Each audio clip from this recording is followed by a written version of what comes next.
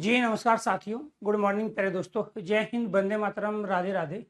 आज की जो हमारी क्लास है उसमें टॉपिक चल रहा है हमारा तद्भव शब्दों की पहचान।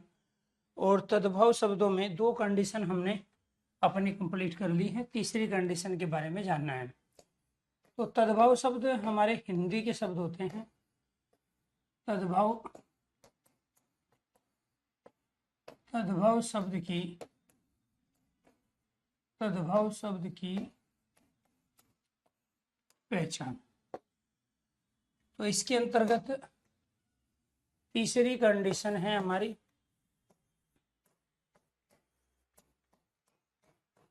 उत्क्षेपित व्यंजन या ताड़नजात व्यंजन वाले शब्द।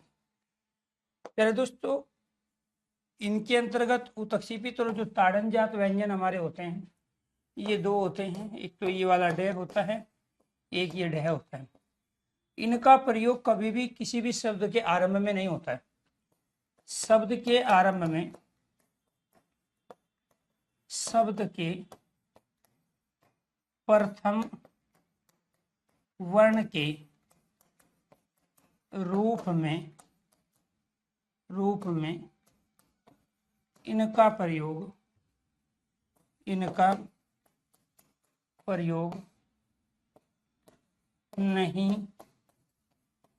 इनका प्रयोग नहीं किया जाता है। तो फिर इसका मतलब क्या हुआ? शब्द के बीच में और शब्द के अंत में इनका प्रयोग हो सकता है। जैसे यहाँ हमने शब्द ले लिया सड़क, तो ये भी तद्भव शब्द है। लड़का शब्द है, तद्भव शब्द है। ऐसे ही यहाँ पे हमने डंडा लिया, तद्भव शब्द है। मेंढक शब्द ले लिया, तद्भव है। चढ़ना शब्द ले लिया, तद्भव है। पढ़ शब्द ले लिया और गढ़, ये सब क्या है? तद्भव। क्यों? क्योंकि यहाँ शब्द के अंतिम वर्ण के रूप में ये आया है, यहाँ शब्द के बीच में आया है, यहाँ शब्द के अंतिम वर्ण में आया है, यहाँ शब्द के बीच में। तो इन दोनों का प्रयोग हम या तो शब्द के बीच में कर सकते हैं, जिसको मध्य कहते हैं, या फिर शब्द के अंतिम वर्ण के रूप में इसका प्रयोग किया जाता है। लेकिन प्रथम वर्ण के रूप में इसका प्रयोग नहीं किया जाता है। इस चीज का आपको ध्यान रखना है। और ये सारे के सारे शब्द आपके हिंदी के तद्भव है। इसके बाद कंडीशन नंबर 4। कंडीशन नंबर 4 हमें ये कह रही है कि जो सरल सुगम आसान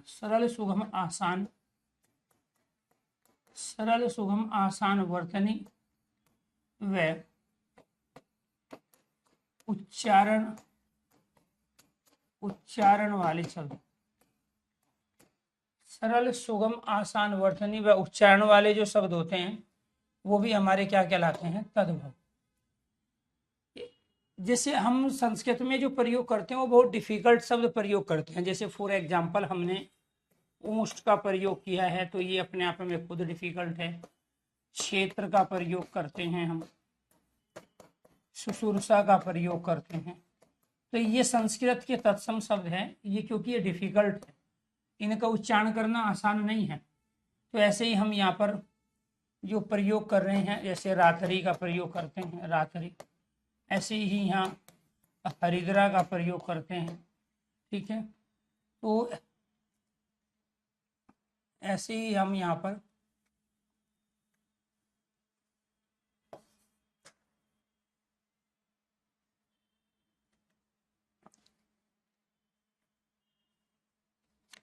हमने और जो डिफिकल्ट शब्द हैं इसमें हमने प्रयोग कर लिया, श्रुत शब्द का प्रयोग कर लिया, श्रुत। तो ये सारे के सारे क्या थे? आपके डिफिकल्ट शब्द थे। अब इनका आसान रूप क्या बनेगा? इनका आसान रूप बनेगा आपका ऊंट, तद्भव हो गया। इसका आसान रूप खेत, तद्भव हो गया। इसका आसान रूप सेवा, तद्भव हो गया। इसका आसान रूप सरल रूप, सुगम रूप, इसका क्या हो गया आपका यहाँ हल्दी हो गया। और श्रुत का क्या अर्थ हो गया?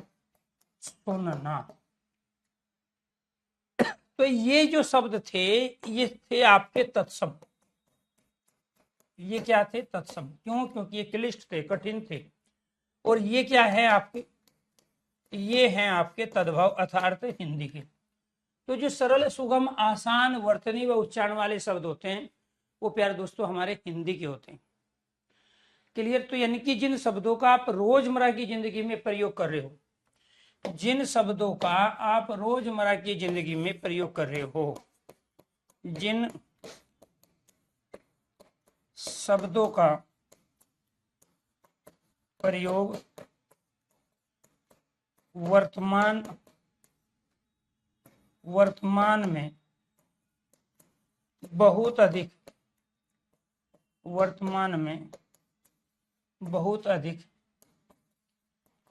किया जा रहा है, जिन शब्दों का प्रयोग वर्तमान में बहुत अधिक किया जाता है वो क्या कहलाते हैं? आपके तद्भव।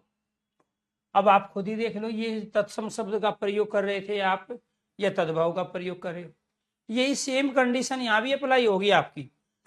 तो प्यारे दोस्तों आपको ये ध्यान रखना है, यहाँ आप में से बहुत सारे बच्चों ने, ठीक है, कपोत का प्रयोग किया ही नहीं है, ये तत्सम शब्द है। आपने मयूर का प्रयोग भी नहीं किया है, आपने गज का प्रयोग भी नहीं किया है, आपने हाथ के लिए हस्त का प्रयोग नहीं किया है, ठीक है। ऐसे ही आपने अश्व का प्रयोग नहीं किया है, आपने घर्त का प्रयोग नहीं किया है, ठीक है। तो ये सारे के सारे क्या थे आपके? ये सारे हैं तत्सम। क्यों? क्योंकि इनका प्रयोग आप रोजमर्रा की जिंदगी में नहीं करते हो।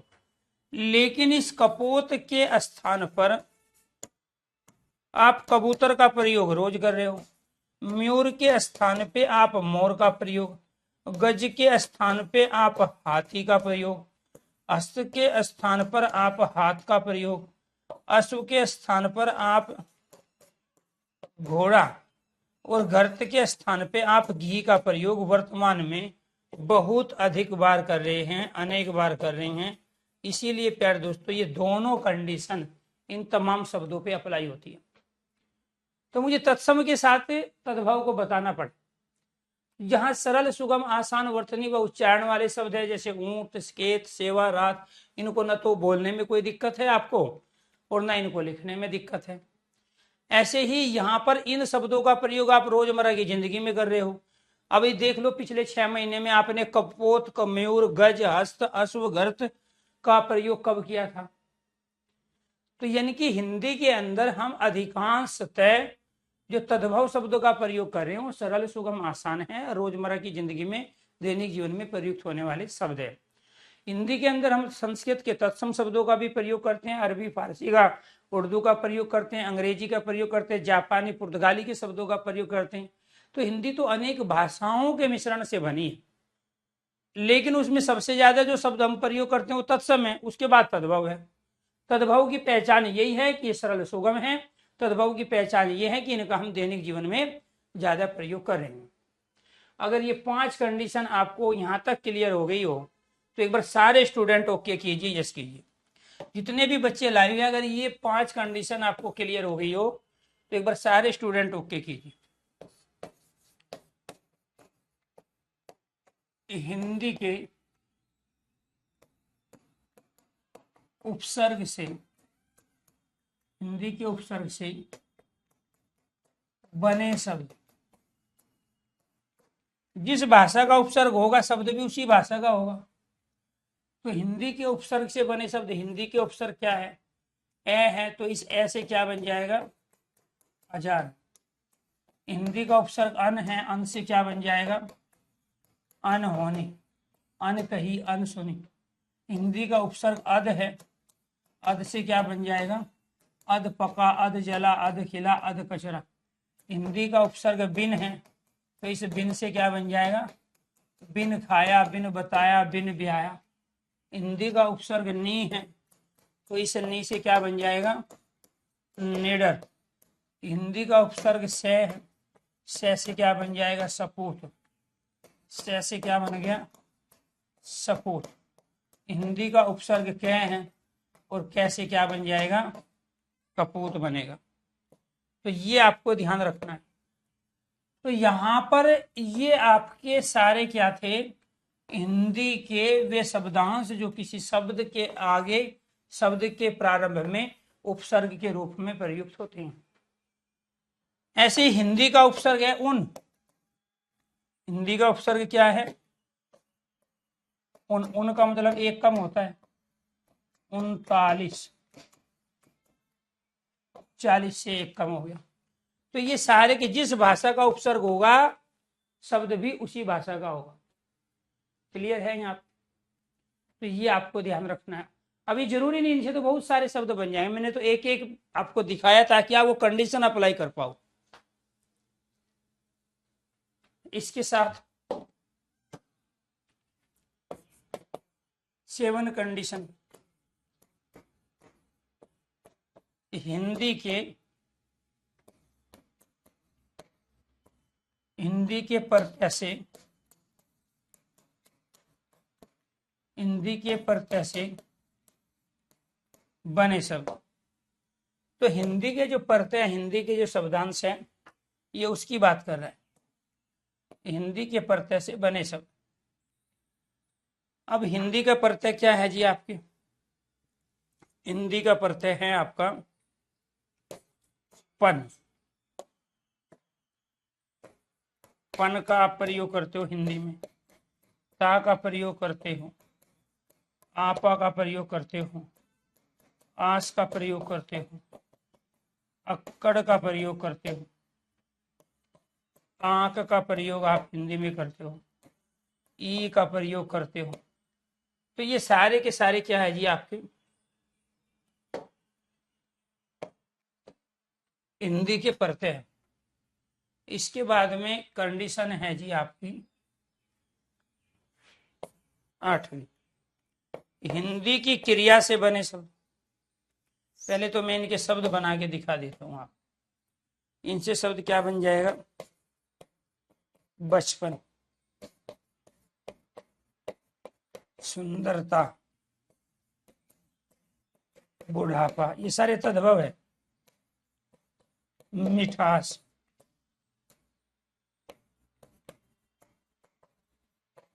पियक्कड़, तैराक,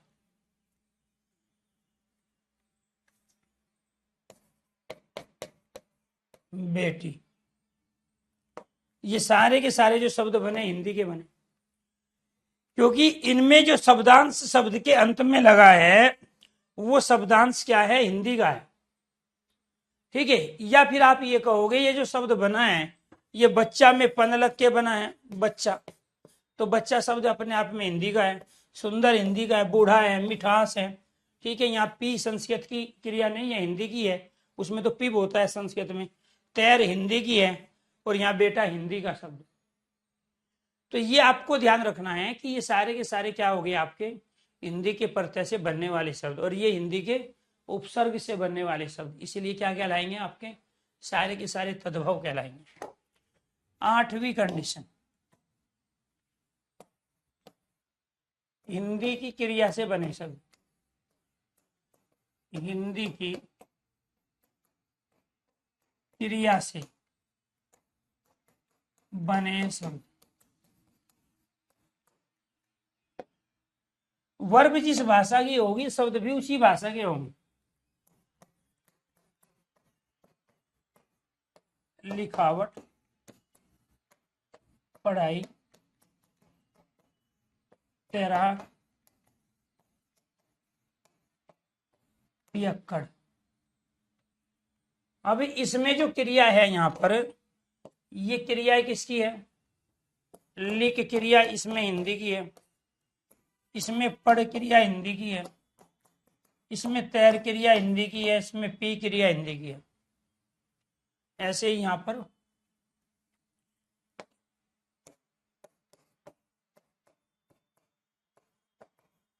खिलाड़ी और इसमें खेल शब्द हिंदी की क्रिया है। तो वर्ब जिस भाषा की होगी शब्द उस भाषा का होगा जी। हाँ, मिठास, मीठा में आस अलग के बनेगा।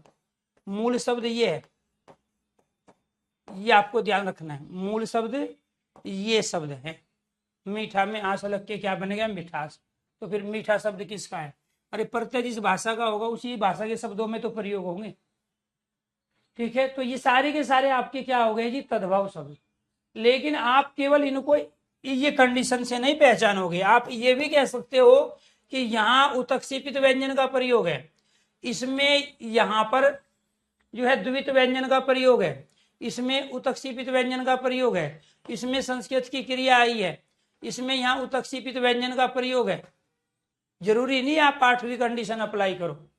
जब आपको तीसरी कंडीशन में बताया है कि उत्क्षेपित व्यंजन का प्रयोग हम हिंदी में तद्भव शब्दों में करते हैं, 99% वो कंडीशन अप्लाई होती है तद्भव पर, और फिर बाकी बचे ये आप ये कहोगे कि सरल सुगम आसान है, हिंदी की क्रिया है, इसीलिए ये सारे के सारे क्या है? आपके तद्भव शब्द है। नेक्स्ट कंडीशन,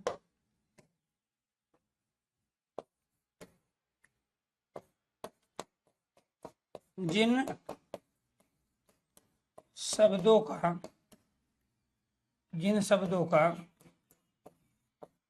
कोई ना कोई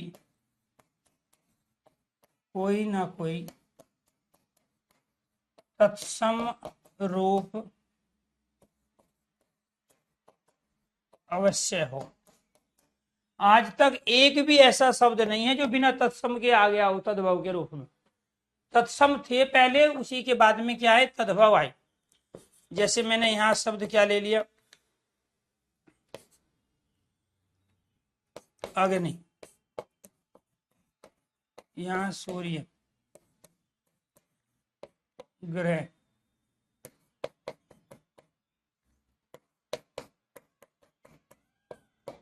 रात्रि, क्षेत्र, गर्त,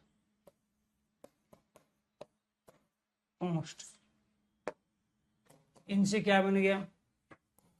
अग्नि से आग। अग्नि नहीं होता तो आज आग भी नहीं होता, सूर्य नहीं होता तो आज सूरज भी नहीं होता, ग्रह नहीं होता तो घर भी नहीं होता, रात्रि नहीं होता तो आज रात भी नहीं होता। तो ये तत्सम शब्द इनके पहले थे, तभी जाके इनसे इन शब्दों का निर्माण हुआ जिनको हम तद्भव कह रहे हैं। दुनिया में एक भी शब्द ऐसा नहीं है जो देवनागरी की लिपि में हम प्रयोग करते हैं जो बिना तत्सम के वो तद्भव के रूप में आ गया हो। पहले मम्मी पापा रहे हैं तभी प्यारे दोस्तों हम लोग आए हैं। ठीक है, अर्थात इनका जो कारण है वो तत्सम है और ये कार्य है, यानी कि ये तत्सम तद्भव में कार्य कारण संबंध होता है, बिना कारण के कोई कार्य नहीं होता। तो बहुत सारे तत्सम तो शब्द है जिनसे अब तक तद्भव नहीं बने और उनकी संख्या हजारों में होगी, लेकिन आज भी एक भी तद्भव ऐसा नहीं है जो बिना तत्सम के उत्पन्न हो गया हो। तो ये क्या थे जी आपके? ये तत्सम थे। ये क्या थे जी आपके? ये आपके हिंदी के तद्भव थे। और ये कंडीशन क्या है जी आपकी? हिंदी के तद्भव शब्दों की पहचान। अगर तत्सम और तद्भव की कंडीशन आपको समझ में आ गई हो तो एक बार सारे स्टूडेंट ओके कीजिए, यस कीजिए। अब आपको अप्लाई कैसे करना है इस चीज को भी देखो आप। पहले इसी को अप्लाई करवाते हैं, ठीक है, ताकि आप ये गलती ना करो। अब आपने ये चीज सीख ली और सीखने के बाद में अब आपकी बारी है इनको अप्लाई करने की। उसके बाद में फिर हम देसी शब्दों को पढ़ेंगे। अब इनको अप्लाई करते हैं। निम्नलिखित में से कौन सा शब्द तत्सम नहीं है? कैसे बताओगे जी? लॉजिकली चीजों का आंसर देना है हमें। निम्न में से कौन सा तत्सम नहीं है? तो प्यारे दोस्तों यहाँ दो व्यंजन एक साथ आए हैं, इसमें भी दो व्यंजन एक साथ आए हैं, इसमें भी दो व्यंजन एक साथ आए हैं। या फिर ये आप ये कहोगे यहाँ प्रति संस्कृत का उपसर्ग है, यहाँ प्रति संस्कृत का उपसर्ग है। ठीक है, तो बच क्या गया जी आपका? बच गया आपका ए। इनमें दो व्यंजन एक साथ थे और जहां दो कोई भी आ जाए, जरूरी नहीं है ये भी, मान के चलो दे के साथ दे आ जाए जैसे उद्यम शब्द लिखते हैं ना हम, उद्यम, तो ये भी दो व्यंजन एक साथ आ गए ना, चाहे वो सेम हो या अलग अलग हो। जैसे प्रकाश शब्द है, इसमें भी दो व्यंजन एक साथ आ गए, ये वाले। ठीक है, यहाँ पे आ गया प्रकृति में। अब इस प्रकृति में ये भी व्यंजन क्या है, दो एक साथ है, ये आधा क है और ये आपका री है। तो जब भी दो एक साथ होंगे वर्ण, वो तत्सम शब्द बनेगा ही बनेगा। ठीक है जी। दूसरा देखो जी, निम्नलिखित में से कौन सा शब्द तद्भव है। अब तद्भव शब्द कैसे पहचानोगे। अब इसमें क्या है, ये उत और लास से मिलके बना है, संस्कृत का उपसर्ग आ गया, तत्सम हो गया जी। ये कैसे बना है, ये भी उत और श्वास से मिलके बना है। ठीक है, इनमें दोनों में संधि हो रही है, दोनों में व्यंजन संधि है, इसमें विसर्ग संधि है, इसमें नी विसर्ग आया है इसलिए तत्सम है, नी संस्कृत का उपसर्ग है इसलिए तत्सम है, इसमें तालव्य से आया है इसलिए तत्सम है, इसमें यहाँ हलंत आया है इसलिए तत्सम है, इसमें उत उपसर्ग का प्रयोग है तत्सम है, इन दोनों में संधि हुई है इसलिए तत्सम है। जो बच गया वो तद्भव हो गया। तो तद्भव पूछ रहा था, राइट आंसर डी हो गया। जो चीज अब तक आपने सीखी थी उसी को इंप्लीमेंट करो ना आप। ये सरल सुगम आसान शब्द है, ये नहीं है। जरूरी नहीं आप एक ही कंडीशन को अप्लाई करोगे, एक ही चीज को 4 से 5 बार प्रूव कर सकते हो आप। ठीक है, इस निम्नलिखित में से कौन सा शब्द तत्सम नहीं है, तो इसमें तत्सम नहीं है बताना है। तो इसमें क्या है जी, आपका यहाँ पे कटी प्राचीन शब्द है, कटी कमर को कहते हैं, कमर हिंदी का हो गया, इसमें तैरने वाला रह आया है, तत्सम हो गया, इसमें यहाँ री का प्रयोग है, तत्सम हो गया। तो बच क्या गया जी आपका किशन, सरल सुगम आसान है, इसीलिए ये क्या कहलाया आपका तद्भव। ठीक है जी। नेक्स्ट, निम्न में से कौन सा शब्द तद्भव नहीं है। ये अर्धचंद बिंदु आया है तो तद्भव है। ठीक है, अर्धचंद बिंदु आया है तद्भव है। कान सरल सुगम आसान है, तद्भव है, क्योंकि हमें पता है इसका तत्सम क्या होता है, कर्ण होता है कान का। अब बच क्या गया जी आपका अधर, अधर किसे कहते हैं, होठ को। ठीक है, तो ये क्या हो गया जी आपका तत्सम, वो कह रहा है कि तद्भव नहीं है, तो अधर तद्भव नहीं है, अधर तद्भव नहीं है। निम्नलिखित में से कौन सा शब्द तत्सम नहीं है, कौन सा तत्सम नहीं है। इसमें यहाँ पर क्या है, दो एक साथ आ गए, पे के साथ में री है। दूसरा क्या है, इसमें मूर्धन्य से है। ठीक है, इसमें नीचे रहे तत्सम है, ये भी तत्सम शब्द है। ठीक है, इसमें क्या है, यहाँ पे अनुस्वार है, तत्सम है, बच गया आपका पानी। ठीक है, तो राइट आंसर हो गया आपका सी। निम्न में से कौन सा शब्द तत्सम नहीं है, गायक, नायक, शावक, उपखान। अब ये तीनों के तीनों क्या है, ये तीनों के तीनों अयादि संधि के उदाहरण हैं, और संधि के जितने भी एग्जाम्पल हैं वे सारे के सारे तत्सम हैं। लेकिन ये उपखान क्या है, ये आपका तत्सम नहीं है, ये आपका तत्सम नहीं है। ठीक है, राइट आंसर डी हो गया। निम्न में से कौन सा शब्द तद्भव नहीं है, हिंदी का नहीं है, तो उपज तो हिंदी का है, उपला हिंदी का है, उबाल हिंदी का है। इसमें क्या आ गया, हलंत। जब इसमें हलंत का प्रयोग हुआ है तो भाव का मतलब होना है, तत् मतलब उसके। यहाँ तत् सर्वनाम भी संस्कृत का है, और यहाँ तद्भव शब्द खुद अपने आप में तत्सम शब्द है। तो राइट आंसर आपका हो गया बी। निम्न में से कौन सा शब्द तत्सम नहीं है, तो यहाँ पे तैरने वाला रह आ गया, तत्सम हो गया। शब्द का अंतिम वर्ण नय है, तत्सम हो गया। शब्द का अंतिम वर्ण नय है, तत्सम हो गया। जो बच गया वो तत्सम नहीं है।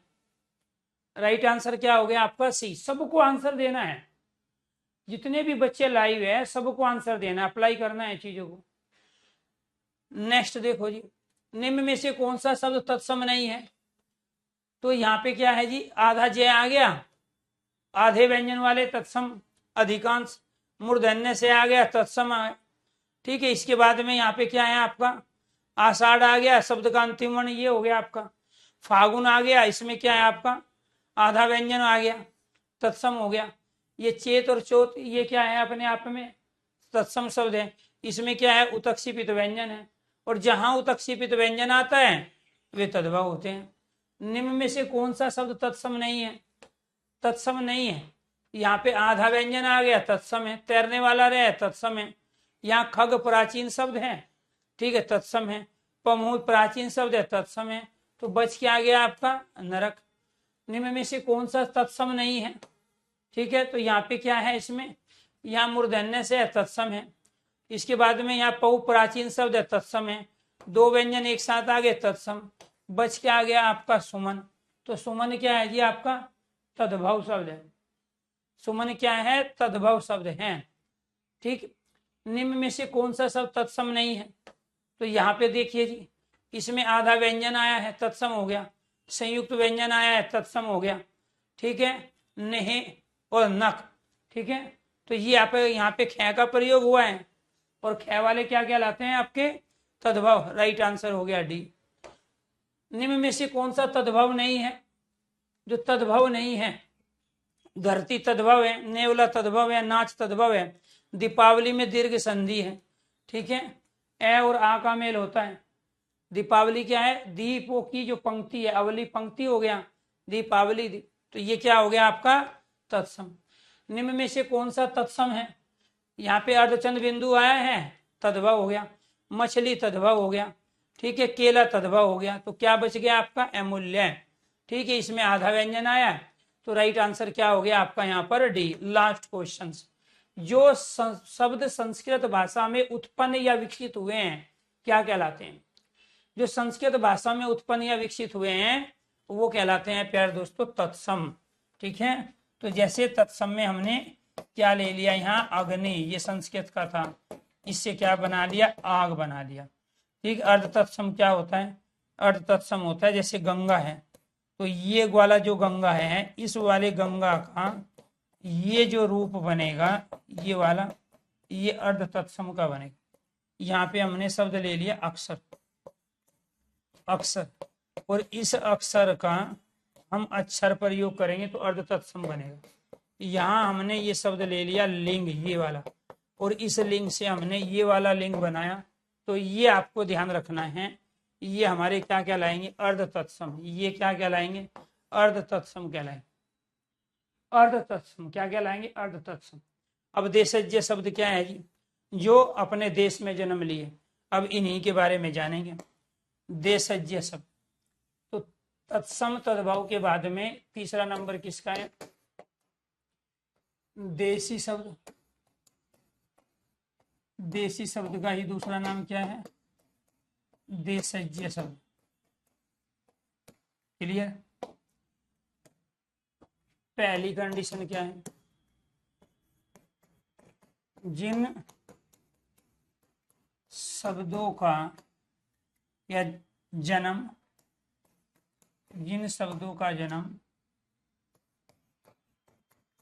अपने देश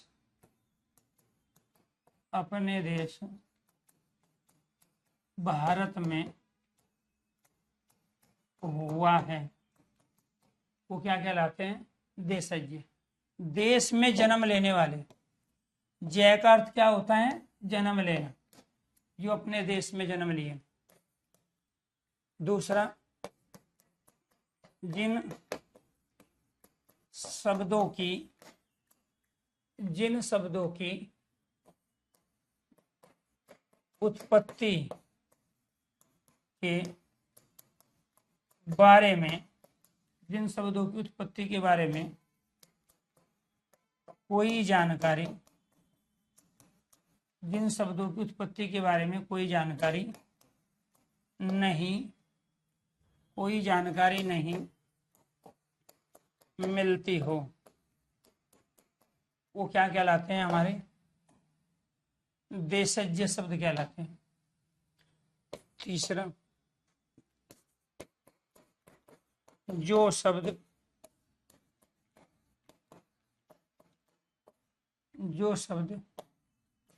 सीमित क्षेत्र में, जो शब्द सीमित क्षेत्र में बोले व, जो शब्द सीमित क्षेत्र में बोले व समझे जाते हैं, जो शब्द सीमित क्षेत्र में जो शब्द सीमित क्षेत्र में बोले व समझे जाते हैं वो क्या कहलाते हैं? देशज शब्द।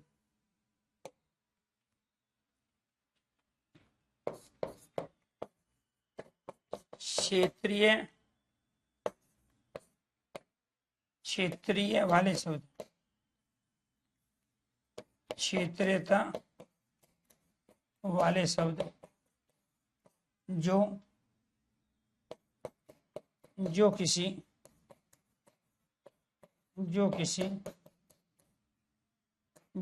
क्षेत्र विशेष में, क्षेत्रीयता वाले शब्द जो किसी क्षेत्र विशेष में ही प्रयुक्त हो, जो किसी क्षेत्र विशेष में ही प्रयुक्त हो। बोली, उपबोली के, बोली उपबोली के शब्द, बोली उपबोली के शब्द गांव, देहात या ग्रामीण क्षेत्र में प्रयुक्त होने वाले शब्द। अब मैंने 6 कंडीशन लिख दी जी देशी शब्दों की पहचान की, और इनके एग्जाम्पल आपको देने हैं, इनके एग्जाम्पल आपको देने हैं इन 6 कंडीशन के।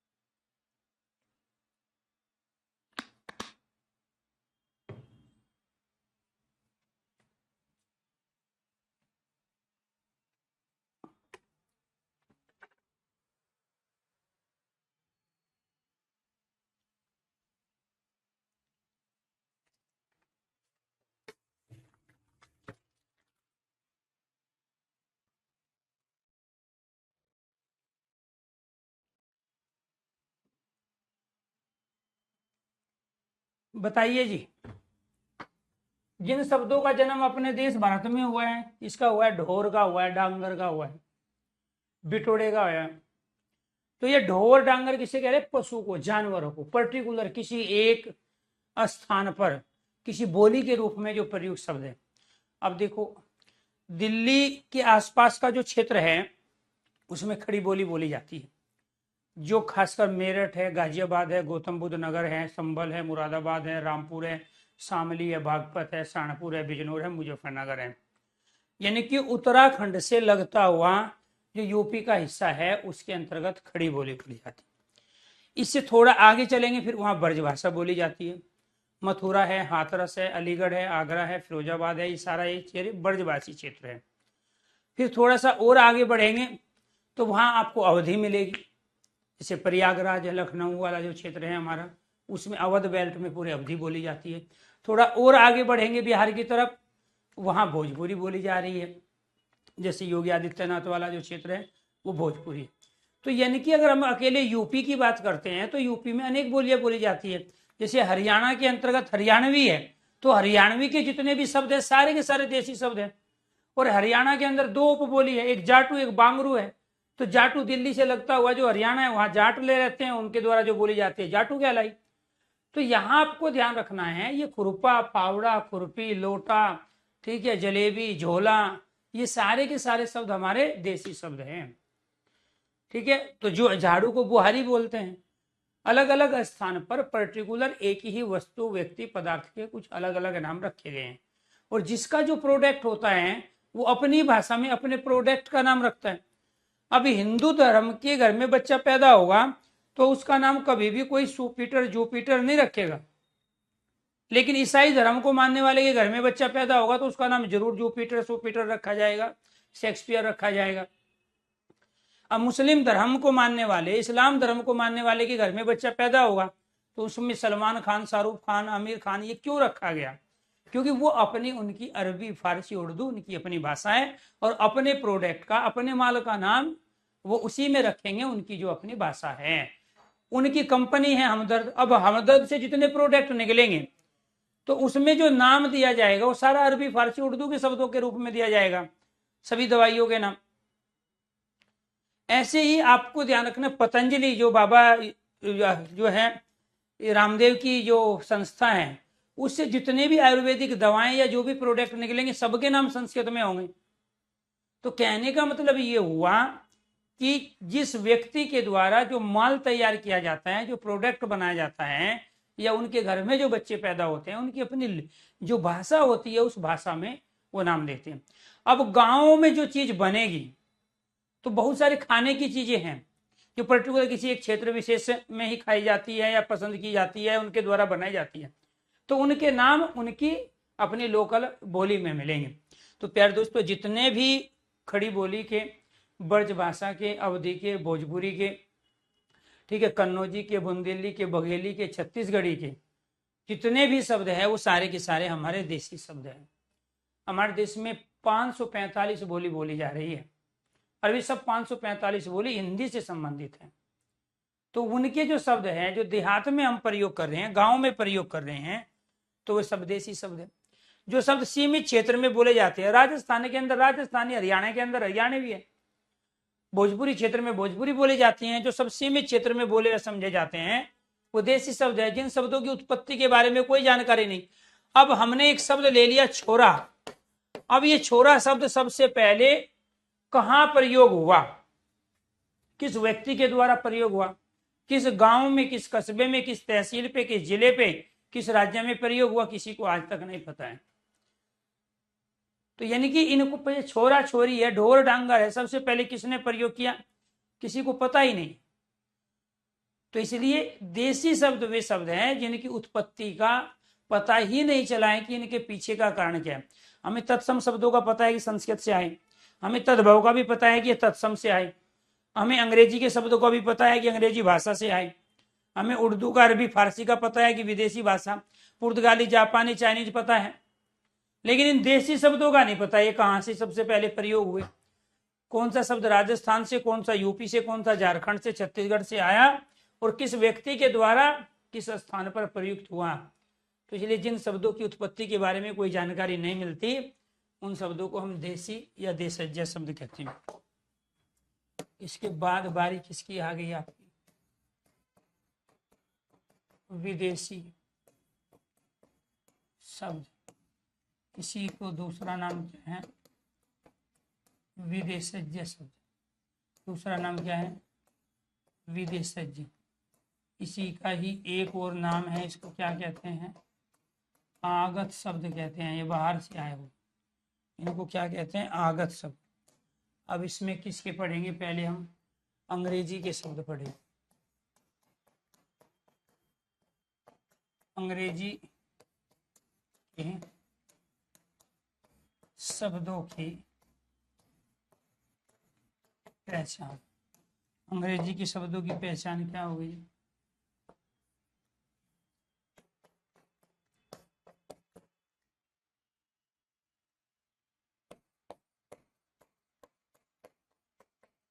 अर्धचंद चिन्ह। अर्धचंद चिन्ह है, अर्धचंद चिन्ह वाले शब्द। तो अर्धचंद चिन्ह हमारा ये है जी। अब इससे जो भी शब्द बनेंगे वो सब अंग्रेजी के होंगे।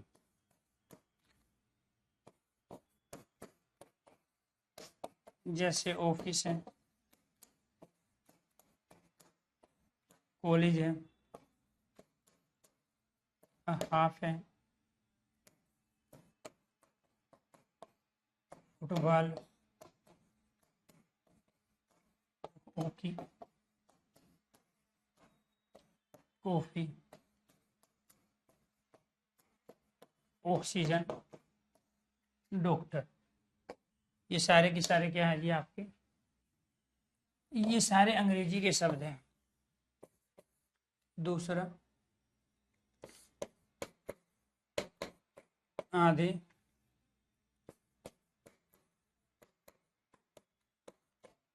आधे से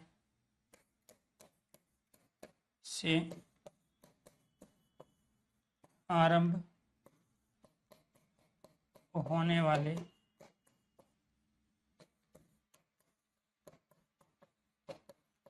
अधिकांश शब्द, सारे नहीं है, अधिकांश शब्द, जैसे star, scooter, school, scooty, scrutiny, station. ये सब क्या है जी आपके अंग्रेजी के शब्द है। सबसे बड़ी पहचान और सबसे बेहतरीन कंडीशन अंग्रेजी के शब्दों की ये तीसरी कंडीशन है।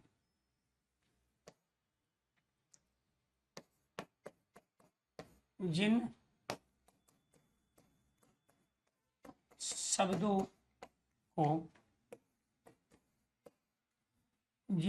को देवनागरी लिपि व रोमन लिपि में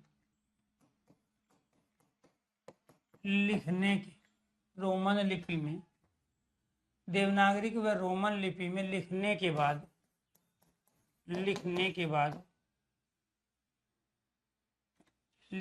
बाद उच्चारण समान हो, वो क्या कहलाते हैं। जैसे हमने यहाँ क्या लिख दिया, स्कूल,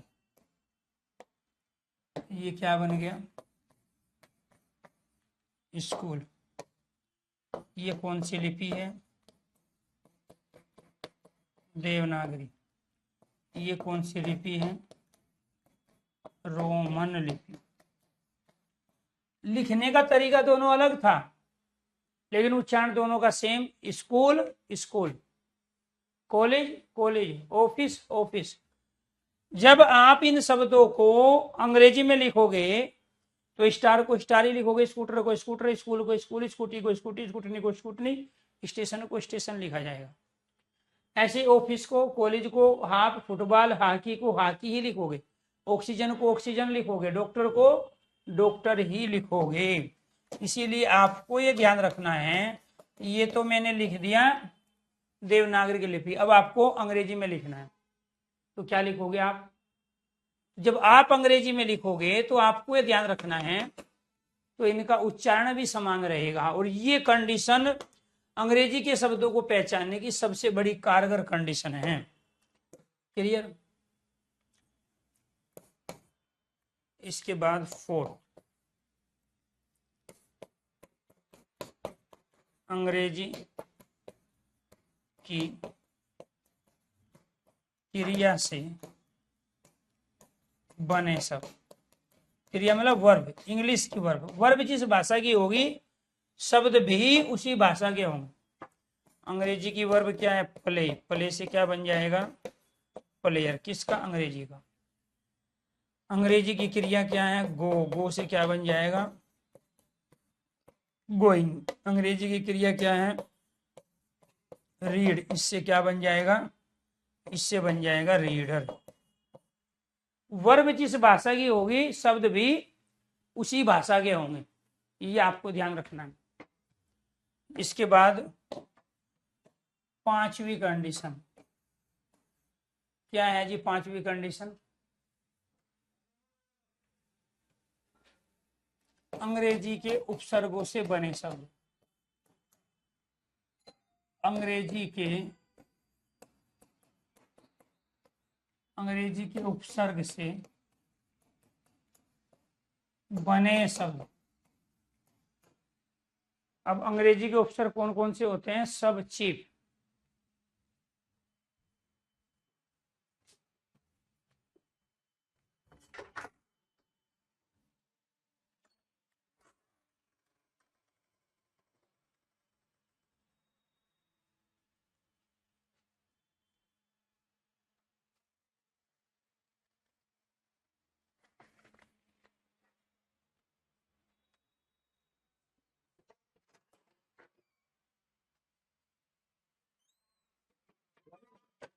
देख लेना, अगर खाने के लायक होगा तो बचा लेना।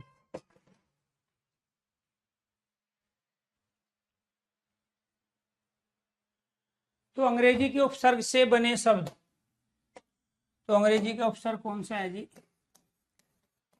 सब, cheap, hand, half,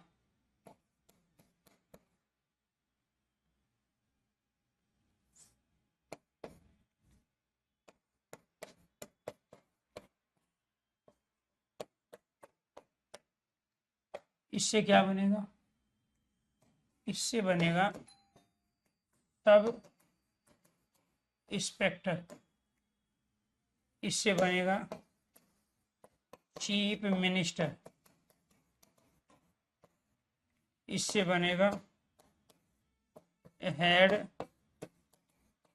constable, head killer, इससे बनेगा हाफ टाइम, और इससे बनेगा general store, general manager. Half time, half shirt, half pant, head constable, head killer, chief minister, chief जज, chief secretary, sub inspector, sub division. तो ये सब क्या है जी? अंग्रेजी के उपसर्ग है। जिस भाषा का उपसर्ग होगा शब्द भी उसी भाषा का होगा।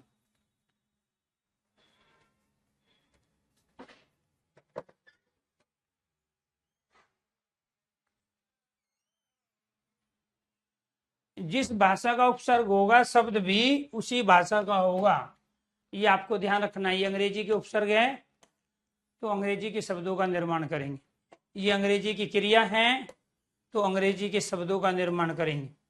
ठीक है, ये कंडीशन सबसे खतरनाक, सबसे बेहतरीन किसकी? विदेशी शब्दों को पहचानने की। लास्ट कंडीशन, लास्ट कंडीशन क्या है जी? 6 कंडीशन है लास्ट आपकी। जो तत्सम, तद्भव, देशी शब्द नहीं है तो फिर ऑप्शन में क्या मिलेगा? वो विदेशी मिलेगा। जो तत्सम ना हो, तद्भव ना हो, जब देशी तत्सम की कंडीशन अप्लाई नहीं हुई, तद्भव की भी अप्लाई नहीं हुई, देशी की भी अप्लाई नहीं हुई, तो फिर चौथा ऑप्शन क्या मिलेगा आपको? विदेशी। वो जरूरी नहीं वो अंग्रेजी दे आपको, विदेशी में तो अंग्रेजी के शब्द, उर्दू के, पुर्तगाली के, चाइनीज शब्द आते हैं, तो वो विदेशी शब्द का प्रयोग ज्यादा करता है। जो तत्सम तद्भव देशी शब्द नहीं है तो वो क्या है? वो विदेशी है। इसके बाद फिर 7वीं कंडीशन, जो शब्द सबसे पहले, जो शब्द सबसे पहले रोमन, ग्रीक,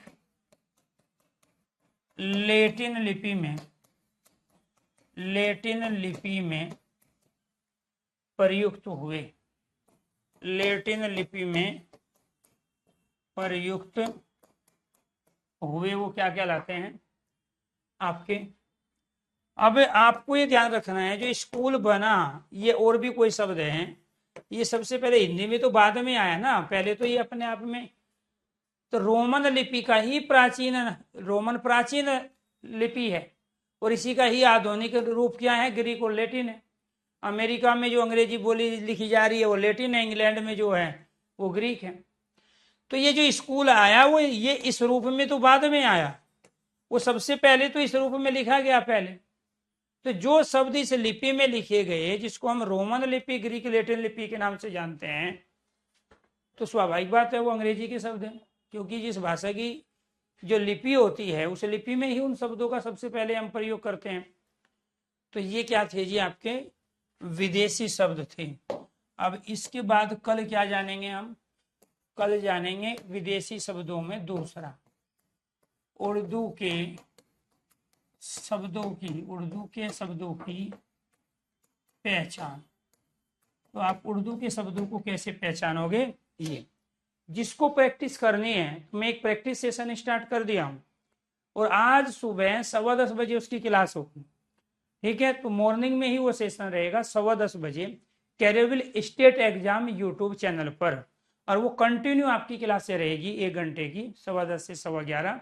उसमें मैं कॉन्सेप्ट के साथ साथ टॉपिक वाइज क्वेश्चन की प्रैक्टिस कराता हूँ। तो इसलिए आपसे मेरी गुजारिश है, रिक्वेस्ट है, अगर आप प्रैक्टिस करना चाहते हैं तो आप रोज सुबह मॉर्निंग में 10:15 से 11:15 के बीच में, कई बार क्लासें 50 मिनट की है तो कई बार 60 मिनट की भी होती है, तो उसमें मैं 50 से 60 क्वेश्चन टॉपिक वाइज रोज प्रैक्टिस कराता हूँ। आज का जो टॉपिक होगा उसमें वो है विशेषण, क्योंकि मैं संज्ञा सर्वनाम ऑलरेडी करा चुका हूँ पिछली 2 क्लास में। सभी दोस्तों को नमस्कार, धन्यवाद।